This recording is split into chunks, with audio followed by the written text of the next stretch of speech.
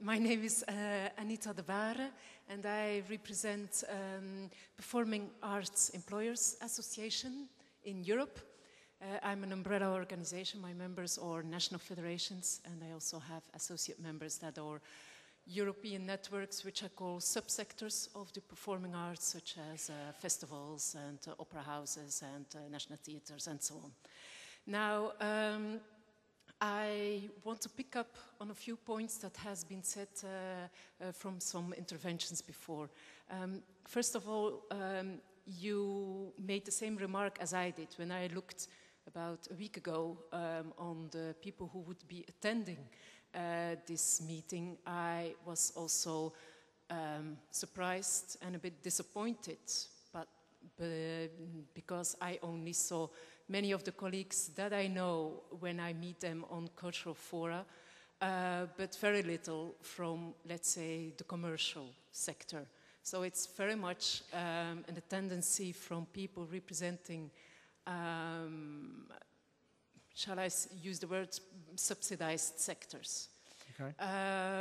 So this is also a first point that I notified, and it learns, well, I make this kind of conclusion that it's not an issue on the agenda for my colleagues. I have contacts with commercial TV, commercial radio. I have contacts with the public broadcasters. I think public broadcasting is here, but not the commercial ones. Why are they not here? Seems not to be an issue. So this is a question I put forward for myself. Second topic I wanted to bring forward, it was brought in the presentation of Professor Brown, and it's the issue of the study of the KIA consultants is the delineation. I myself, representing the performing arts, and the majority of my members are subsidized performing arts organizations, we tend to see ourselves as the core. We tend to see ourselves that what happens on the stage is where it starts from. And if you do not have anything that is happening from artists or that is produced by them, then all the other things would not exist. So we tend to see many of those other things as spin-offs of the work we do. It may sound very, well, how would I say, elitist perhaps, but we like to see it as a spinning wheel, and indeed the idea of concentric circles is an idea that we like to take on. Now, what I wanted to say in this framework of the delineation is that I miss somehow some part of spin-offs that are not really been brought forward by this study, and which I think are important, unless I missed something out, is some micro and small medium enterprises that really live by the fact that there are arts. So it concerns the ones like our, say, set designers, prop makers, this vast majority of crafts that are involved, or the crafts in here. I know the graphic design and so on is in there, but do we also include the craft sector, which is very important? I also think of the stages, so the setting up of shows when you work on outdoor festivals and so on. Is that included? It's not just about when you record things, but it's also about other things that are in the market and that can only exist. A third point that I wanted to make is,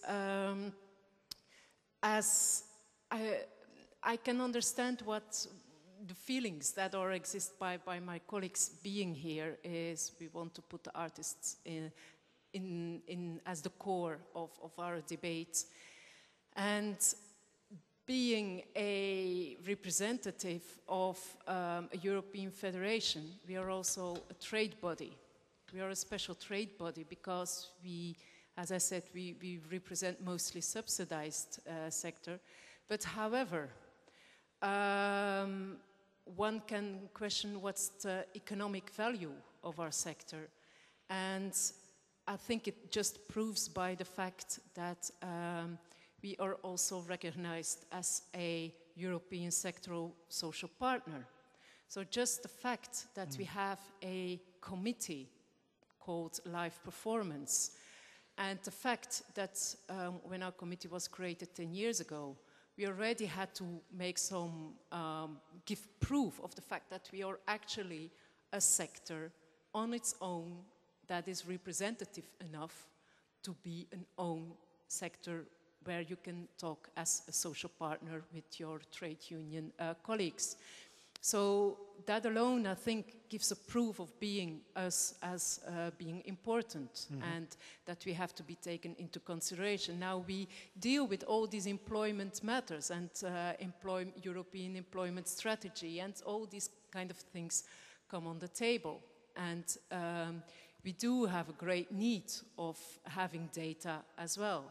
There has been recently a study by the UCL for 15 of the member states, and we learned that it is so difficult to actually come up with figures. How many people do work in our sector? Sure. It's amazing. I mean, you yourself introduced you with 3 different hats. Yes. Well, that's the same for artists. Artists are not isolated persons. They can work maybe one day they are in the theater, but the next day they can be doing something for a company, or be involved in your game activity or whatever. So they wear different hats. So how do you measure, in fact, how many people work? So these are a few things that I wanted to make. And just one final comment. I also totally agree with what Peter Smith said, but we know each other, so we work more or less on the same topics. Is the fact that if we want to talk about European markets, we need to also work on bringing down barriers, and that is specifically also have to do with the great diversity of legislation that exists in Europe. We've done a study on that a year ago. You can all download it from our website. There's a lot of work to be done if we actually want to talk about a real market or a real European market for culture.